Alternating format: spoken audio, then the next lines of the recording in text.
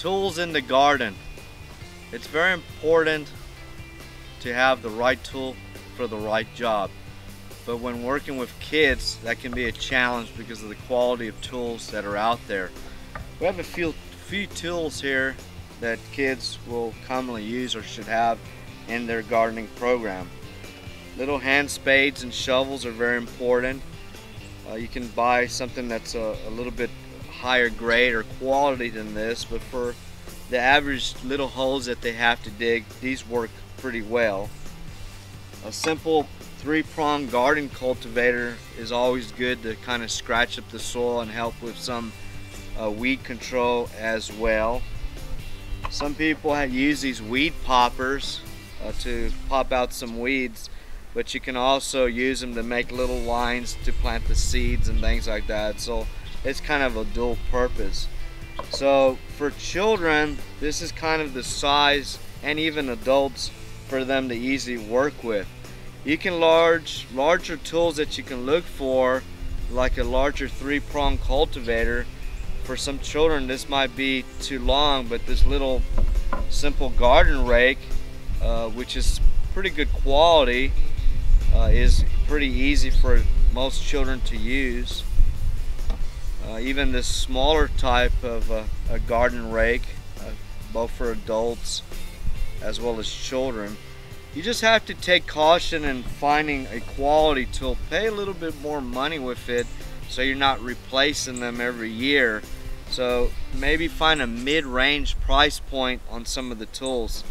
A little leaf rake, or in between the plants, kind of scratch it up or remove mulch. This little rake is kind of easy to work with, but it's kind of already broken, so they put some tape here. So again, a quality tool to start out with. You're not going to use too many large shovels and things like that, but there's a lot of these little baby type shovels or military type little shovels to dig larger holes or to loosen up the soil. A grubbing hoe is a must to kind of keep the weeds down and to help cultivate the soils. That's another one as well. Keeping these tools clean is very important. You know, you don't want to return them back to your tool shed all dirty. So, you know, maybe have a bucket with some water, maybe a little bit chlorine in there.